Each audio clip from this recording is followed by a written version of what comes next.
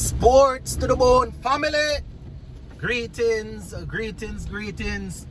on this blessed Sunday evening. Yes, my people, it's a beautiful rainy evening.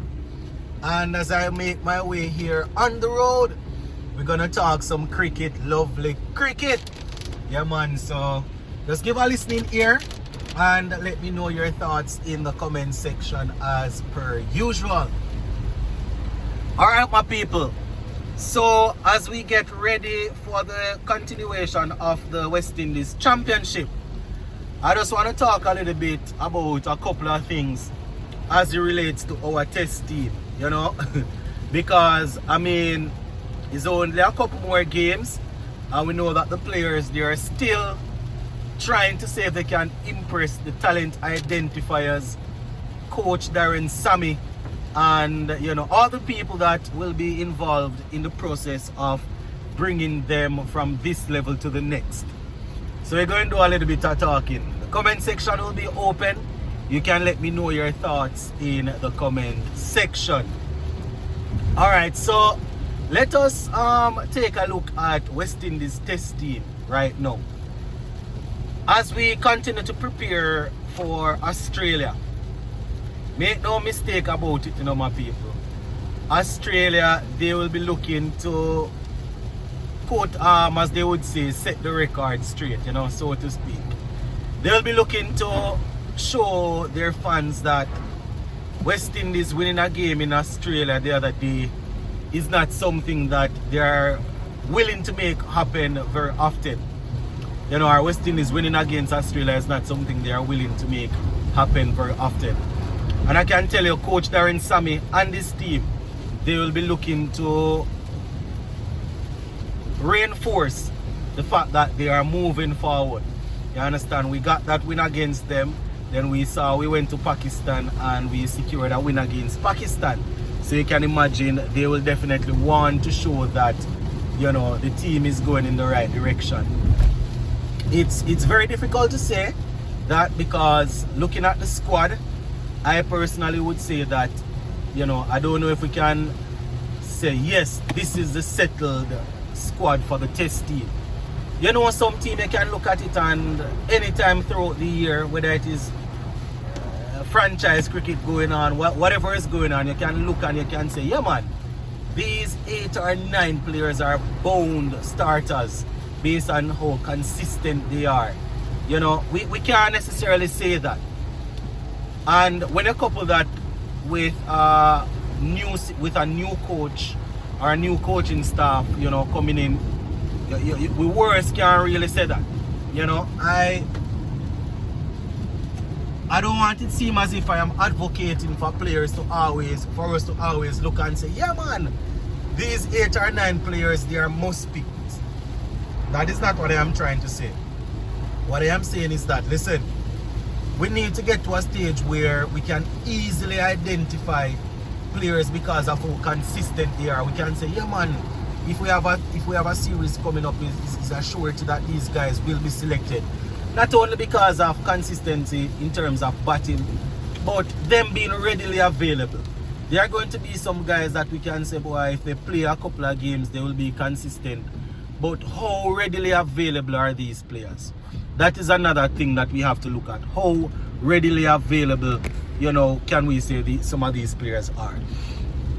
So, with 2 more rounds of games to go in the West Indies Championship, I am really looking forward to some of the guys that I have on a list. I'm looking forward to seeing them going out there and making this count. They will have 4 innings to bat, hopefully. You know, hopefully the games though, we don't have any rain, our teams will dominate in a way where, you know. But hopefully the specialist batsmen that we're looking at, they have about, they will have 4 more innings to bat. You understand? The bowlers will have 4 more innings, hopefully, to you know, to do their thing. So I am looking at the test team right now, and even though we just had a very good win against Pakistan, I would say that, listen, even though we just had a very good win against Pakistan, I would say that a couple of the players that were involved in that, they can really and truly stand forward and say yes, they are sure that they will make it in. So I would say there are probably about 3 or so safe spots when it comes on to the playing 11.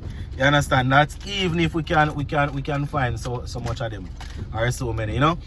Are you looking at people like Jaden Seals, right? Shamar Joseph. Those are definitely two. You know that once they are fit, they are going to be in the team. Alzari Joseph, another one. You understand? He continues to do his thing. Obviously, he's at a stage now where we are not only looking for the 140s from him and stuff like that. We are looking for more consistency in terms of line and length and picking up wickets. I will always be the first one to come out and argue and say, boy, the amount of test wickets Alzari would have right now if he wasn't so unfortunate when it comes down to people putting down catches of his bowling in particular. I know that we sometimes we are very terrible in the field, very horrible. You understand? But I don't know why. I don't know if it's because I have convinced myself that this is the case, but it would appear to me as if, you know, majority of the catches go down off his bowling. But, you know, he's probably another one. And it's really sad, you know, when we look at the batting. We can't really look and say, boy, these are the sure guys. You understand? We can't really look and say, yeah, man, these guys are a certainty in terms of going. You understand? I can say that, boy, right now, majority of the players in the top 6, you can say majority of the spots in the top 6. You can say up for grabs. The captain, Craig Brathwaite, you understand? He hasn't done anything in a long while. You know, we saw him with an innings the other day that was crucial to us winning. You know, but he hasn't done much. So his spot is questionable. You understand? If you look at the next spot, the next opening spot, Mikel Louis, a youngster that we want to work with him. You understand? He shows he has the ability, you know, especially in terms of rotating strike and doing his thing. But yeah, we need more consistency. You understand? It can't be a case where, you know, the stuff that you expect an international batsman to be able to deal with, you know, he's unable to. So he's somebody that we have to look, you know. Number 3, doesn't matter who we are using. You understand? We flip around batsmen. Whether we're looking at Casey Carty or whoever. You understand? We talk about the opening spot just now. John Campbell is another player that is putting his hat in the ring. You understand? Casey Carty, as I said, you know, very talented player, but you know, he doesn't produce as often as we would like. You understand? Alec Arthanes, a player who we said that we want him to build the team around, has had quite a few games.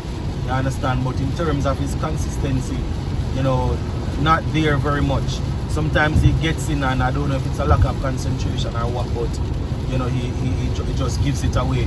And that has to do with the amount of red ball cricket that players are playing. You understand? That competency will be developed over a period of time. That's why we find that when most of our players reach 28, 29, 30, they get in test debut and they look like we're wondering why these guys have been playing for a while.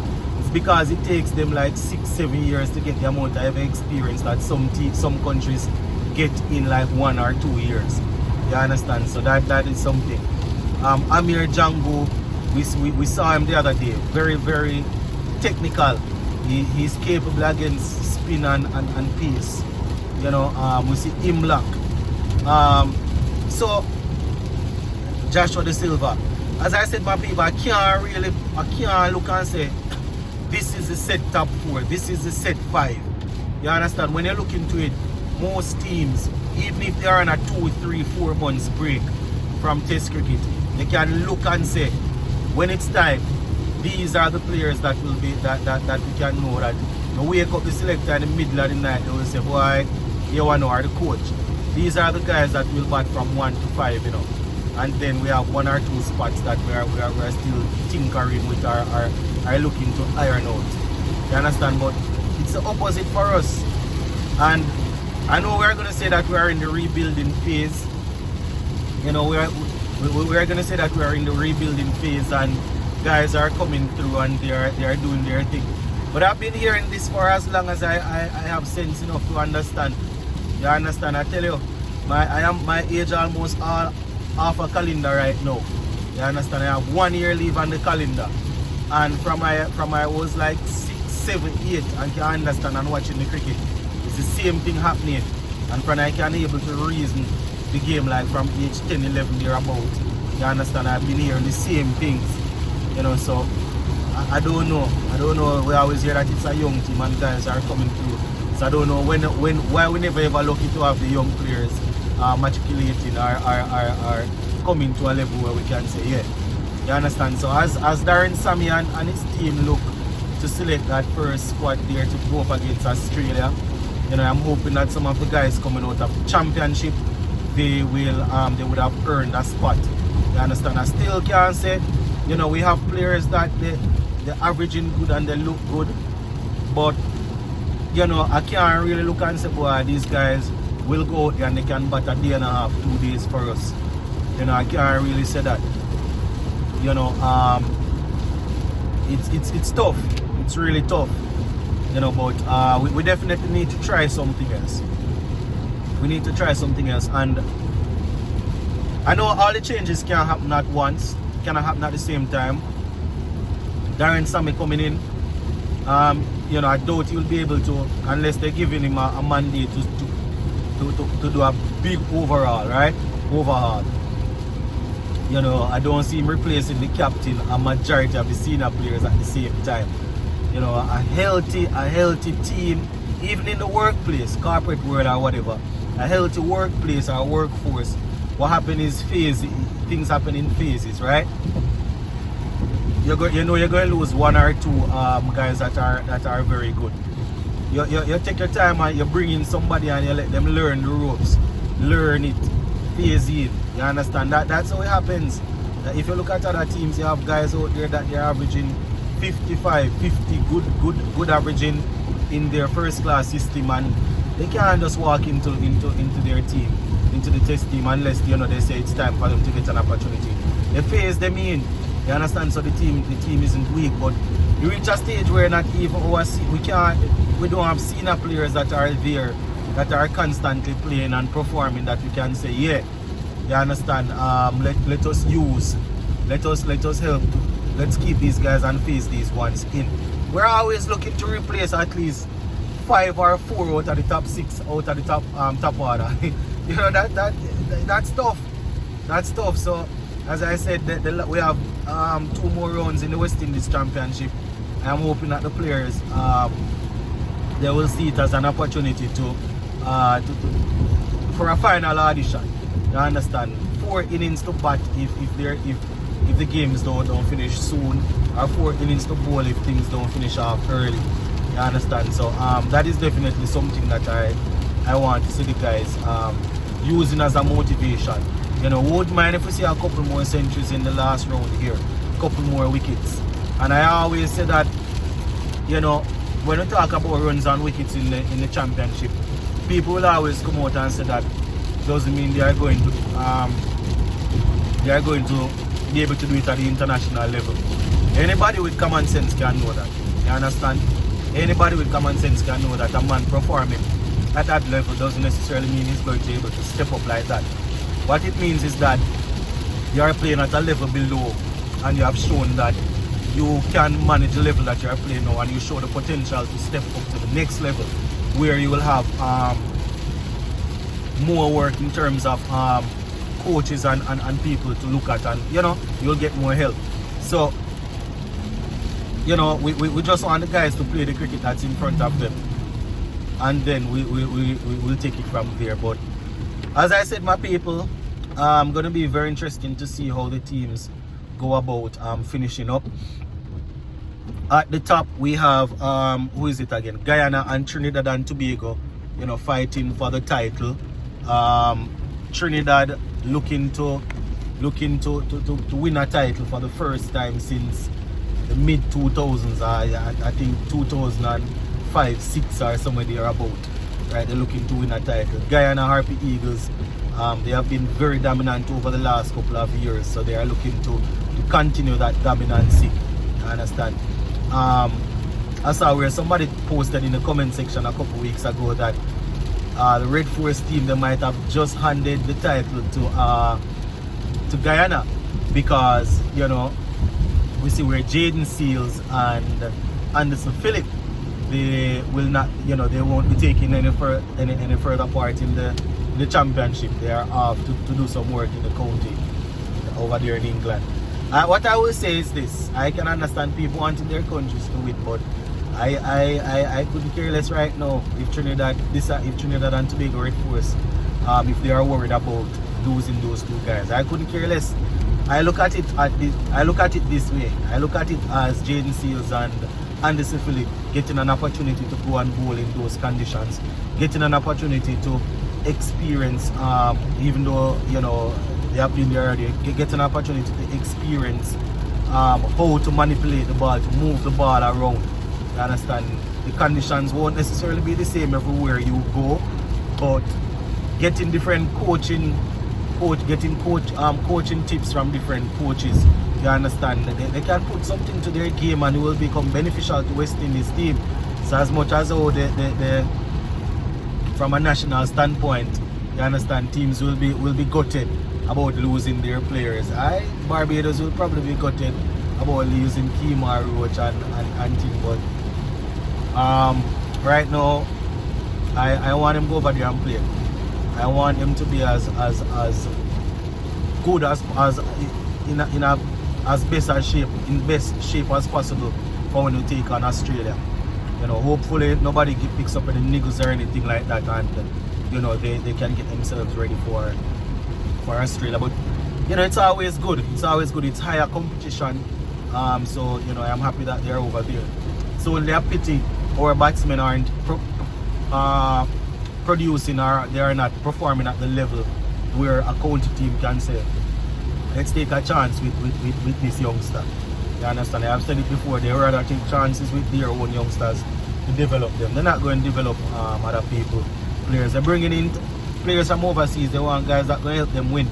You see, Kemar Roach help Surrey win 3 consecutive titles.